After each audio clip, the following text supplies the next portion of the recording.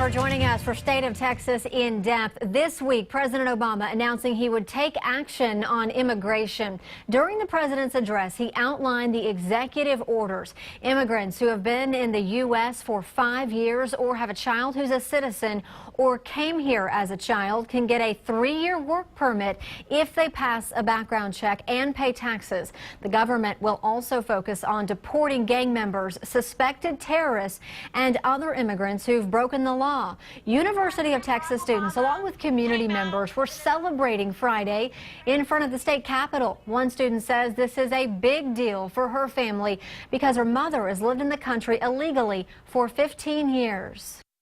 For my mom, it means that she doesn't really have to live in fear anymore because I do have 2 younger siblings who are U.S. citizens, and she qualifies for this new relief.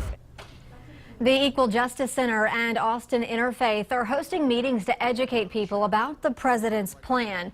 But that plan has brought out the fire in Republicans here in Texas and across the country.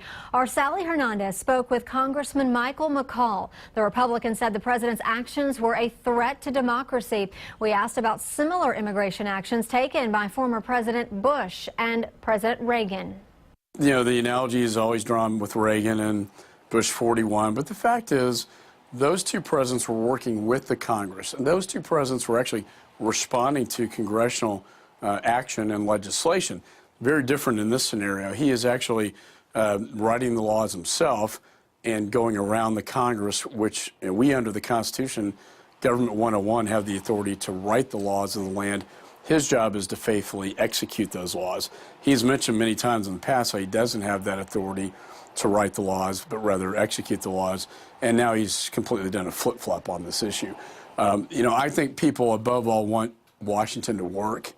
They want us to govern. They don't want us to shut down the government. And I always say we want to keep the government open, but we want to shut down this president on this executive action. We actually passed out of my committee unanimously a border security bill, very bipartisan. Judiciary passed some immigration reform bills, but the House and Senate were too far apart on the comprehensive immigration reform.